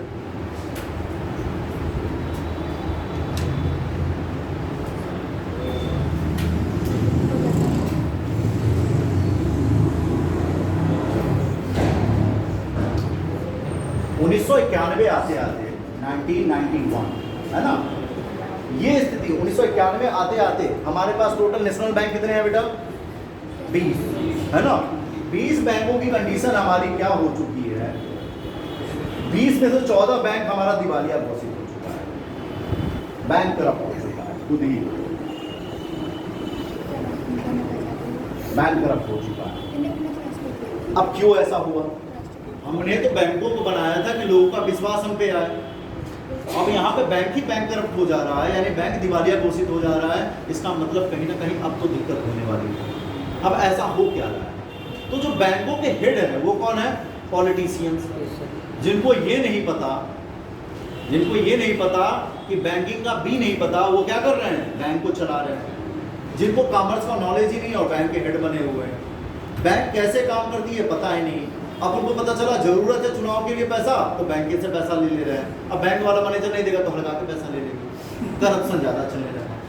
लोग पैसा जमा कर रहे हैं और जब पैसा लेने आ रहे हैं तो जैसा किडनी मांग लिए। अभी कुछ दिन पहले तक जाओ ना बैंकों में, देखो कुछ दिन ज्यादा नहीं 10 साल पहले, अगर तुम लोग नहीं 10 साल पहले गए होगे, 10 साल पहले बैंक के पैसा लग रहा है जैसे कि उनका पैसा मांग रहे हैं, लोन मांगने आए हैं। उनको लगता था कि हमारा किडनी मांग लिए, ऐसा स्थिति हो जाता था। अरे भाई मैंने अपना पैसा जमा किया है सालों सालों से, मैं अपना पैसा लेने आया हूँ और आपको बड़ी दिक्कत हो रही है। आपने यही तो कहा था कि सेविंग अकाउंट में पैसा डालो, अपना निकालो, डिमांड लायबिलिटी है, जब मर्जी तब निकालेंगे। ये कंडीशन आ गई। कंडीशन ये आ गई कि 1 लाख लोन लेने के चक्कर में 50,000 हम घूस देना शुरू कर दिए। इस तरीके से अब जब तुम एक बात बताओ, 1 लाख रुपया लोन देने के लिए 50,000 घूस दोगे तो क्या पैसा चुकाओगे? अब वो भी तुमने लिया था कि तुमको 1 लाख चाहिए था एग्रीकल्चर के लिए, क्योंकि उस समय तो हमारा सबसे बड़ा सेक्टर था एग्रीकल्चर सेक्टर था, एम्प्लॉयमेंट के मामले में भी और जीडीपी के मामले में भी। अब जब तुम्हें 50,000 मिला और पता चला कि क्या हो गया, अकाल पड़ गया, बाढ़ आ गया, इस कंडीशन में आपके घर पे खाने के लाले पड़ गया, आप पैसे कैसे चुकाओगे? इस कंडीशन में क्या हुआ कि 14 बैंक हमारा बैंक कर। अब भारत सरकार जगेगा, भारत सरकार को समझ आएगा कि हो क्या रहा है भाई। अब तो भाई डिपॉजिटर का पैसा तो हमें वापस करना ही करना है, और डिपॉजिटर आ रहा है तो कह रहा भैया नहीं आज नहीं कल आना। कल गए तो भी तुमको पता चला, कह रहा अच्छा कल आना, पैसा खत्म हो गया, 4 लोगों को दिया, पैसा खत्म हो गया। तो जब ये बात लोगों तक पहुंचेगी तो लोगों को समझ में आएगा कुछ तो गड़बड़ चल रहा है। अब ये बात जब 10 लोगों तक पहुंचेगी, 10 लोग जिसको पैसे की जरूरत नहीं है वो भी बैंक पहुंच जाएगा पैसा निकालने के लिए कि भाई पक्का लग रहा है बैंक जाने वाला है। अब ऐसे ही कंडीशन में बैंक अपने आप को क्या घोषित कर देगा? दिवालिया। और वही हुआ कि हमारे 20 बैंक में से 14 बैंक दिवालिया घोषित हो गए। अब ऐसे कंडीशन में आरबीआई को संभालेगा, लेकिन कब तक संभालेगा? आपको भी तो सुधार लाना होगा। तो हमारे 1991 में बना नरसिम्हन कमेटी। नरसिम्हन कमेटी कहा सर आप देखिए कि क्या हो सकता है। तो नरसिम्हन कमेटी ने रिपोर्ट दिया। पहली बात ये जो आप बकायदे है ना, अच्छा एक और चीज है कि जब हमारा देश आजाद हुआ है ना, आजाद के बाद जब हमने बैंक बनाना शुरू किया और सब्सिडरी बैंक बनाना शुरू किया, तो एक बैंक पे लगभग 46,000 लोग, समझे? सॉरी 86,000 लोग, 86,000 लोगों को एक बैंक मैनेज करता था। और तब हमने क्या किया कि सब्सिडरी बैंक बनाना शुरू किया, ब्रांच पे ब्रांच बनाना शुरू किया, वैकेंसी पे वैकेंसी निकाला, बैंक में भर्ती कर रहे हैं। अब बैंक में भर्ती कर रहे हैं और ब्रांचेस बनाते चले जा रहे हैं। अंत में 1991 आते आते एक बैंक पे सिर्फ 14,000 लोग लग गए। इसका मतलब समझ सकते हो कि कितने ज्यादा ब्रांचेस बनाए गए थे। तो आप वैकेंसी लो, लेकिन आपका जो व्यवहार है डिपॉजिटर के थ्रू वो व्यवहार अच्छा नहीं है। अब वो जब पैसा लेने आ रहे तो आपके पास पैसा नहीं, तो पता चला नेताजी खा गए पैसा, तो पता चला कि कहीं खर्च हो गया। अब ऐसे कंडीशन में जब नरसिम्हन कमेटी बैठा तो नरसिम्हन कमेटी ने कहा अगर आपको सुधार करना है तो पहला काम ये करिए, ये जो आप नेशनलाइज कर रहे हैं ना बार बार, सभी बैंक को आपने गवर्नमेंट बैंक बना रखा है, अब ये काम बंद कर दीजिए। यानी कि आज से नेशनलाइजेशन आपको बंद करना पड़ेगा।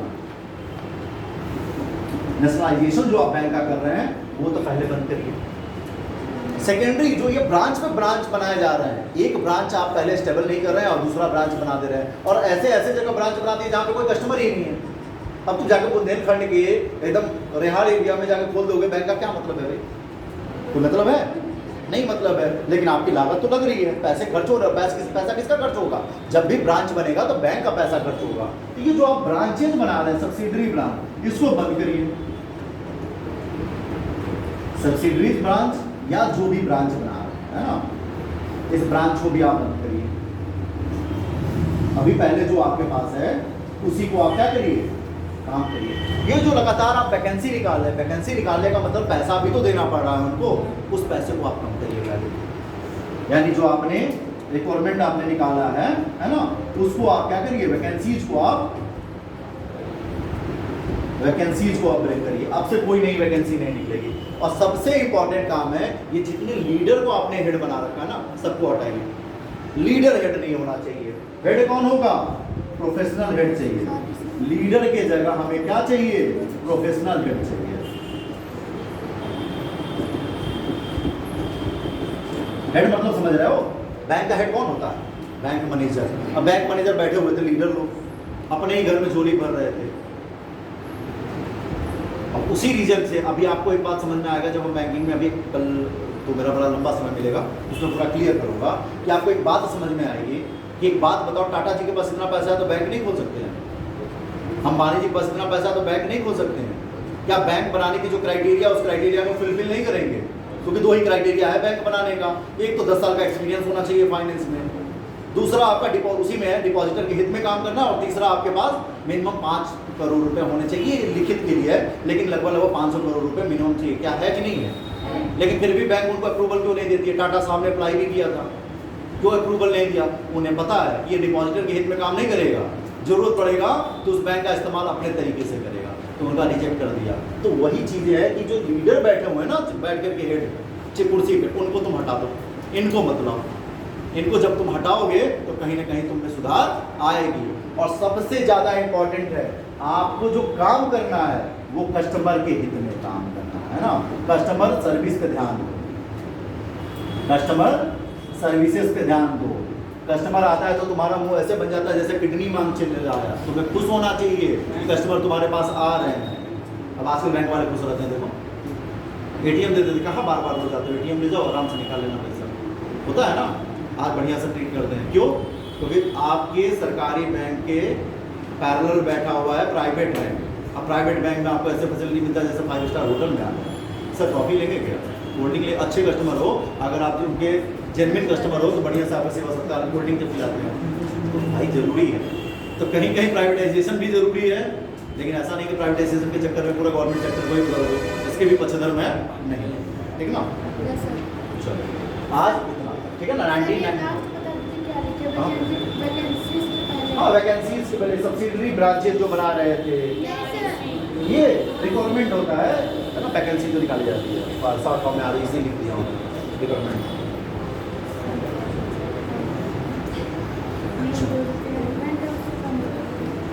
कल एक बार सर से पूछ लेना, कल अगर कॉलेज में फंक्शन नहीं हुआ तो 12:30 तक अगर आप लोग आ जाओ।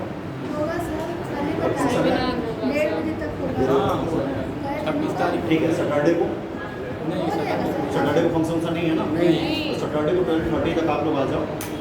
तो कोशिश करेंगे कि हम लोग 3 बजे तक आराम से पढ़ेंगे, है ना। तो 2.5 घंटे अगर प्रॉपर मिल गया तो एक टॉपिक तो ये क्लियर कर देंगे, साथ में एक आपका है पॉवर्टी एंड अनएम्प्लॉयमेंट, इसको भी कवर कर देंगे क्योंकि इससे रिलेटेड है, ठीक है ना। इसका ठीक।